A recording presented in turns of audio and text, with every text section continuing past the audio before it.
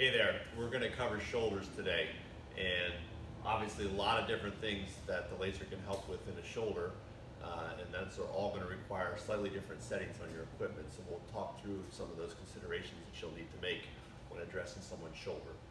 So as we know, you can have a variety of different things. You can have bursitis, tendinitis, you can have cuff issues that run into the shoulder blade, capsulitis that you try to treat around the entire circumference of the shoulder joint. So you really have to be specific on what you're trying to address when you're setting the machine up to help you with treating a shoulder. So let's take the example of a bicep tendinosis. We know that tissue is very superficial and it's relatively small in the grand scheme of things with the shoulder. Therefore, the area you're going to have to treat would be very small.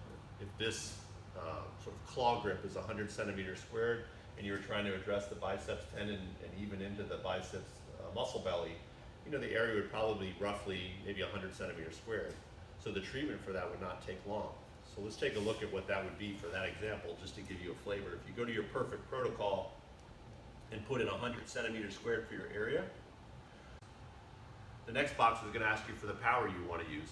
You have a lot of options, but anywhere between 6 to even 15 watts of power would be fine. The level of acuity might dictate how high you want to go, and on your first treatment you probably want to be a little more conservative. So let's put in 6 watts of power for the first treatment, and dose, again, you're probably going to be in the ballpark of 6 joules per centimeter squared for an acute problem, up towards maybe 10 for something more chronic. So let's shoot for right in the middle there, 8 joules per centimeter squared, and then hit calculate. So to deliver just a little over 800 joules, that treatment, how we set it up, would take about 2 minutes and 14 seconds. And I think on this application, because you're dealing with soft tissue, using the contact of the large massage ball would be recommended. You would put your safety glasses on. I'm not going to treat this actually right now, but you're just going to go back and forth across the biceps tendon. You might want to have them open up their hand just to expose that ideally. And you're going to treat into the biceps tendon in a crosshatch fashion, going 1 to 2 centimeters a second, and just trying to basically cover all of that aspect of the biceps tendon and into the proximal muscle belly. So that's a relatively small area. Let's say in the case of an adhesive capsulitis, now you're trying to address a much larger area. Treatment setup for that is going to be different because you have a lot more area to cover. So if you think in terms of the anterior shoulder, the anterior aspect, posterior aspect, and under the axilla, now you're talking in this case for a medium build female, probably 400 centimeters squared. So in that case, just to give you a sense of how the treatment times would change, now we're putting in 400 centimeters squared. Power, now we're trying to reach a much deeper tissue. So since we're trying to get to the capsule as opposed to that more superficial bicep tendon, we're probably going to try to use our full, in this case, 15 watts on our FXI. So for power, we're going to put in 15. And for dose for the shoulder, you're going to be in the ballpark of 10 to 13 joules per centimeter squared to start. So let's start with 10 and hit calculate. So because we're using more energy over a bigger area, this treatment's going to take just about 4.5 minutes to do, and it's going to be delivering just over 4,000 joules of energy. So more energy, more time to create the correct dose over a bigger area. So you can just get a sense of, depending on the tissue you're trying to address, it will change both the power choices you're using based on depth you're trying to reach, as well as the time it's going to take to treat a bigger area. So the higher power will help keep that lower. If you were going to try to address any kind of rotator cuff pathology, you're going to have to bring in the muscles of the scapula.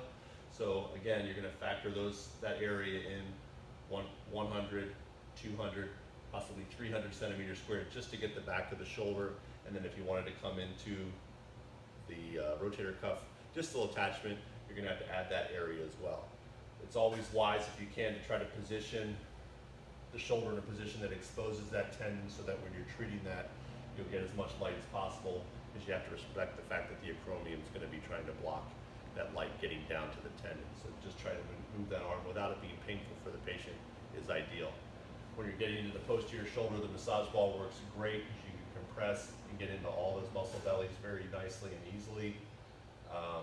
When you're treating the axilla, for men especially that have hair, that can get hot very quickly, and that's also a very sensitive area. So you may change the treatment head to one of our off-contact heads that allow you to move a little bit quicker, and you probably want to reduce your power just a little bit if that's an issue where you think that's going to get hot. If you were treating someone that you were going to be doing multiple treatments for over a period of time, you might even ask them to shave that hair because it'll make it much easier for you to address that inferior aspect of your capsule.